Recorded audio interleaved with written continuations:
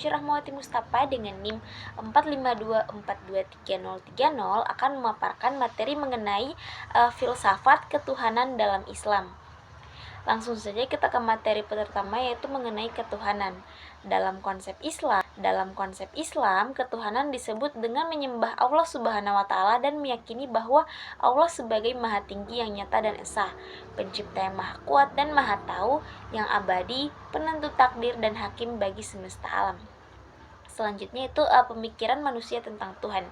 Manusia sejak mula pertama sejarah pemikiran sudah mengenal adanya suatu kekuatan-kekuatan yang mengatasi manusia, suatu yang dianggap maha kuasa, dapat mendatangkan kebaikan ataupun kejahatan, serta dapat mengabulkan doa dan keinginan. Hal tersebut menunjukkan bahwa pengetahuan tentang Tuhan sudah sejak dini dimiliki oleh manusia. Yang berikutnya itu pemikiran barat. Yang pertama ada dinamisme. Menurut pemahaman ini, manusia sejak zaman primitif telah mengakui adanya kekuatan yang berpengaruh dalam kehidupan. Mula-mula sesuatu yang berpengaruh tersebut ditujukan pada benda. Setiap benda mempunyai pengaruh pada manusia, ada yang berpengaruh positif dan ada pula yang berpengaruh negatif. Kemudian yang kedua yaitu animisme, yaitu masyarakat primitif pun mempercayai adanya peran roh dalam hidupnya. Setiap benda yang dianggap benda baik mempunyai roh oleh masyarakat primitif. Roh dipercayai sebagai sesuatu yang aktif sekalipun bendanya telah mati. Yang ketiga yaitu politisme, yang berarti kepercayaan dinamisme dan animisme lama-lama tidak memberikan kepuasan karena terlalu banyak yang menjadi sanjungan dan pujaan. Roh yang lebih dari yang lain kemudian disebut dengan dewa. Dewa mempunyai tugas dan kekuasaan tertentu sesuai dengan bidangnya. Ada dewa yang bertanggung jawab terhadap cahaya, ada yang membidangi masalah air, ada yang membidangi angin, dan lain sebagainya. Yang keempat yaitu henetoisme. Pelitoisme tidak memberikan kepuasan terutama terhadap kaum cendekiawan. Oleh karena itu, dari dewa-dewa yang diakui diadakan seleksi karena tidak mungkin mempunyai kekuatan yang sama. Lama-kelamaan kepercayaan manusia meningkat menjadi lebih definitif atau yang lebih tertentu. Satu bangsa hanya mengakui satu dewa yang disebut dengan Tuhan. Namun terkadang manusia masih mengakui Tuhan atau Allah, yaitu bangsa lain. Kepercayaan satu Tuhan untuk satu bangsa disebut dengan henoteisme atau Tuhan tingkat nasional. Yang kelima yaitu monoteisme. Kepercayaan dalam bentuk henoteisme melangkah menjadi monoteisme. Dalam monoteisme hanya mengakui satu Tuhan untuk seluruh bangsa dan bersifat internasional.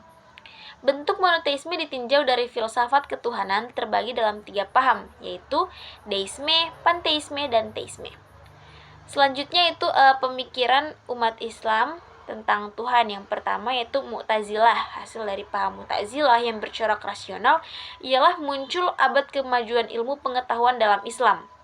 Namun, kemajuan ilmu pengetahuan akhirnya menurun dengan kalahnya mereka dalam perselisihan dengan kaum Islam ortodoks. Yang kedua yaitu Qadariyah. Dia berpendapat bahwa manusia mempunyai kebebasan dalam berkehendak dan berbuat. Manusia sendiri yang menghendaki apakah ia akan beriman kepada Allah atau tidak, dan hal tersebut yang membuat manusia harus bertanggung jawab atas perbuatannya. Kemudian yang ketiga yaitu Jabariyah, merupakan pecahan dari Murji'ah, berteori bahwa manusia tidak mempunyai kemerdekaan dalam berkehendak dan berbuat. Semua tingkah laku manusia ditentukan dan dipaksa oleh Tuhan. Yang keempat yaitu Asy'ariyah dan Maturidiyah.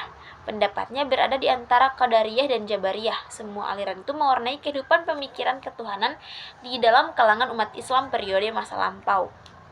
Pada prinsipnya, aliran-aliran tersebut tidak bertentangan dengan ajaran dasar Islam. Oleh karena itu, umat Islam yang memilih aliran mana saja di antara aliran-aliran tersebut sebagai teologi mana yang dianutnya tidak menyebabkan ia keluar dari Islam. Baik, materi berikutnya itu mengenai keimanan dan ketakwaan. Iman menurut pengertian istilah yang sesungguhnya ialah kepercayaan yang meresap ke dalam hati dengan penuh keyakinan, tidak bercampur syak dan ragu, serta memberi pengaruh bagi pandangan hidup, tingkah laku, dan perbuatan sehari-hari. Kemudian keimanan. Iman menurut pengertian istilah yang sesungguhnya ialah kepercayaan yang meresap ke dalam hati dengan penuh keyakinan, tidak bercampur syak dan ragu, serta memberi pengaruh bagi pandangan hidup, tingkah laku, dan perbuatan sehari-hari. Berikutnya itu unsur-unsur pokok keimanan. Yang pertama, percaya pada Allah Subhanahu wa taala. Yang kedua, percaya pada malaikat Allah. Yang ketiga, percaya pada Rasul Allah. Yang keempat, percaya pada risalah hati bangkit, pokok kewajiban agama, serta rela pada ketentuan Allah. Berikutnya yaitu adalah ketakwaan. Takwa adalah sikap mental yang positif terhadapnya berupa waspada dan mawas diri sedemikian rupa sehingga dapat melaksanakan segenap perintahnya dan menjauhi segala larangannya. Ciri-ciri orang bertakwa yang pertama yaitu adalah beriman kepada Allah, para malaikat, kitab-kitab, dan para nabi. Yang kedua, mendirikan salat dan menunaikan zakat. Yang ketiga, menepati janji. Yang keempat, senantiasa bersabar. Baik, jadi teman-teman, itulah pemaparan materi dari saya mengenai filsafat ketuhanan dalam Islam. Mohon maaf apabila ada salah kata, lebih dan kurangnya saya mohon maaf. Wassalamualaikum warahmatullahi wabarakatuh.